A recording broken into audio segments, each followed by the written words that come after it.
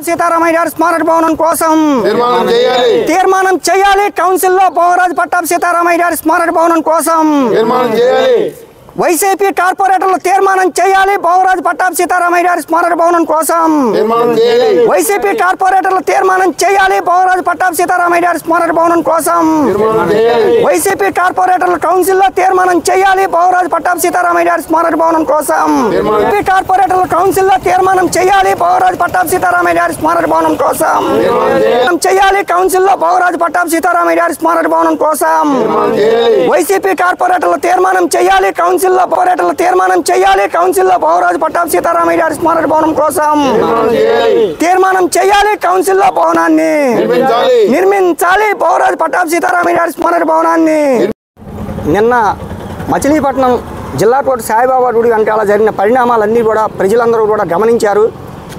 నేను ముఖ్యంగా ప్రజలందరికీ కూడా చెప్పదలుచుకుంది ఏంటంటే, నిన్న వైసీపీ కార్యాలయం ఆవిర్భావ దినోత్సవం కోర్టులో ఉన్నారు కూడా, ఎటువంటి అనుమతులు లేకపోయినా కూడా, కోర్టు స్టేటస్ ఆర్డర్ ఉన్నారు కూడా, మరి అక్రమంగా వెళ్ళి మాజీ మంత్రివర్యులు పేర్ని నాని గారు, అతని కుమారుడు కృష్ణమూర్తి గారు, అలాగే వైసీపీ కార్పొరేటర్లు అందరూ వెళ్ళి ఎంతో అట్టహాసం చేశారు.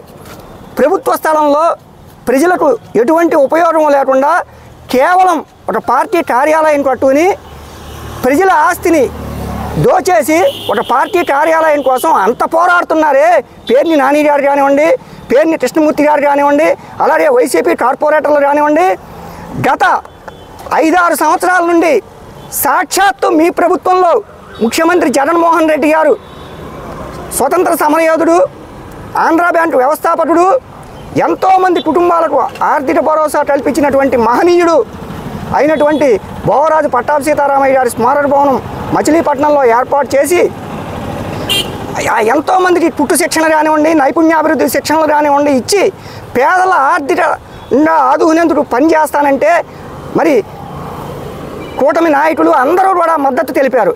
వైసీపీ వాళ్ళు ఎందుకు మద్దతు తెలపట్లేదు బోవరాజు పట్టాభి సీతారామయ్య గారి స్మారక భవనానికి? ప్రజలందరూ కూడా గ్రహించాలి ఒక్కసారి. ఎందుకంటే ప్రజలందరికీ కూడా నేను చేతులెత్తి దండం పెడుతున్నాను.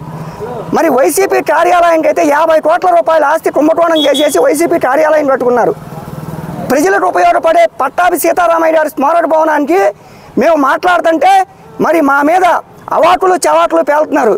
మేము అవసరమైతే పట్టాభి సీతారామయ్య గారి స్మారక భవనం కోసం ప్రాణత్యాగానికైనా సిద్ధమే. ఇవాళ చచ్చిపోతే రేపటి 2వ రోజు అవుద్ది, మర్చిపోవచ్చు ప్రజలు. కానీ ప్రజలకు ఉపయోగపడే పట్టాభి సీతారామయ్య గారి స్మారక భవనం కుల మతాలకు అతీతంగా మరి పనిచేస్తున్నారు.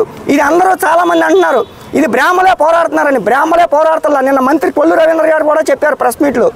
ఆయన స్వతంత్ర సమరయోధుడు, ఆయన జాతీయ కాంగ్రెస్ పార్టీ తరపున నాయకుడిగా పనిచేసి ప్రధానమంత్రి అవ్వాల్సిన వ్యక్తి, కుల మతాలకు అతీతంగా పనిచేసిన వ్యక్తి అని. ఇక్కడ ఈ కమిటీ ద్వారా అన్ని కులాల వాళ్ళు కూడా పోరాడుతున్నారు పట్టాభి సీతారామయ్య గారి స్మారక భవనం కోసం. మరి ప్రజలందరూ కూడా మాకు మద్దతు తెలిపి మున్సిపాలిటీలో వైసీపీ కార్పొరేటర్లు 44 మంది ఉన్నారు. ఇవాళకి కూడా వాళ్ళ మనసు కరగట్లా.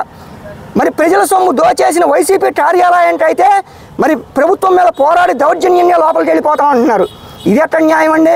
కలెక్టర్ గారు సాక్షాత్తు జిల్లా కలెక్టర్ గారే పట్టాభి సీతారామయ్య గారి స్మారక భవనం కోసం స్థలం కేటాయించితే, అప్పటి ముఖ్యమంత్రి జగన్మోహన్ రెడ్డి గారు స్థలం కేటాయించితే పేర్ని నాని గారు కానివ్వండి, పేర్ని కృష్ణమూర్తి గారు కానివ్వండి ఎందుకు అడ్డుపడుతున్నారు? మీరు ప్రజలు తెలియజేయాల్సిన అవసరం ఎంతైనా ఉంది. కాబట్టి మీరు కూడా ఇప్పటికైనా మనసు మార్చుకుని వైసీపీ కార్పొరేటర్లు కానివ్వండి, పేర్ని నాని గారు కానివ్వండి, పేర్ని కృష్ణమూర్తి గారు కానివ్వండి, బోవరాజు పట్టాభి సీతారామయ్య గారి స్మారక భవనాన్ని నిర్మించడంలో కీలక పాత్ర పోషించాలని మిమ్మల్ని కోరుతూ, అలాగే మంత్రి కొల్లు రవీంద్ర గారు, ఎంపీ బాలశౌరి గారు, ఆర్టీసీ చైర్మన్ కొనగల నారాయణరావు గారు కూడా మద్దతు ఇచ్చారు. ఇప్పటికీ వాళ్ళ సహాయ సహకారాలు కూడా అందించి ప్రభుత్వ పరంగా ఈ చట్టడి కార్యక్రమంలో అందరూ భాగస్వాములు అవ్వాలని చెప్పి మేము అందరినీ కూడా కోరుతున్నాం. మరి చాలా చారిత్రాత్మకమైనటువంటి మచిలీపట్నానికి అఖిల భారత ప్రపంచ స్థాయిలో పేరు ప్రఖ్యాతులు తీసుకొచ్చినటువంటి మహానాయకుడు, స్వాతంత్ర సమరయోధుడు, భారతరత్న పట్టాభి సీతారామయ్య గారు.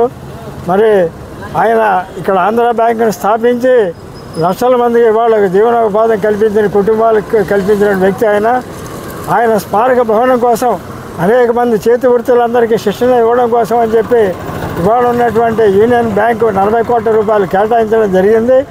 ఆ రోజున అధికారంలో ముఖ్యమంత్రిగా ఉన్నటువంటి జగన్మోహన్ రెడ్డి 2 ఎకరాల స్థలాన్ని ఇక్కడ ఆయన ఇవ్వడం జరిగింది. అయినప్పటికీ కూడా ఇక్కడ ఉన్నటువంటి ఆ రోజున ఉన్నటువంటి వైసీపీ శాసనసభ్యులు కానీ మిగతా ఇప్పుడు ఉన్నటువంటి మన కార్పొరేషన్లో ఉన్నటువంటి మేయరు వారి యొక్క కార్పొరేటర్లు కానీ ఆ రోజు నుంచి ఈ రోజు వరకు కూడా మరి వాళ్ళంతా కూడా ప్రజా సమస్యలు ఏవైతే ఉన్నాయో వాళ్ళు పరిష్కరించడం పోయి ఈ ప్రజా వ్యతిరేక కార్యక్రమాలు చేస్తూ వాళ్ళు దీనికి అడ్డం కొడుతున్నారు. ఇందాక పనిగారు చెప్పినట్టుగా ఆయన బ్రాహ్మడు అని చెప్పి మీరు ఇవ్వటం లేదా అని చెప్పి అడుగుతున్నా. అంటే బ్రాహ్మణుడు అంటే మనిషి కాదా? ఒక మంచి పని చేస్తే వాడు బ్రాహ్మణుడు అని చెప్పి అంటగడతారా మీరు? ఈ రకమైనటువంటి మీరు భవిష్యత్తులో మీకు రాజకీయ అవకాశం కూడా లేకుండా ప్రజలు చేస్తారు ఇటువంటి పనులు చేసినట్లయితే. కాబట్టి మీరు ఇప్పటికైనా వాస్తవాలను గ్రహించి మీ యొక్క మంచి భవిష్యత్తు కోసం మీరు వెంటనే అనుమతులు మంజూరు చేయాలని చెప్పి మేము అఖిలపక్షంగా డిమాండ్ చేస్తున్నాం.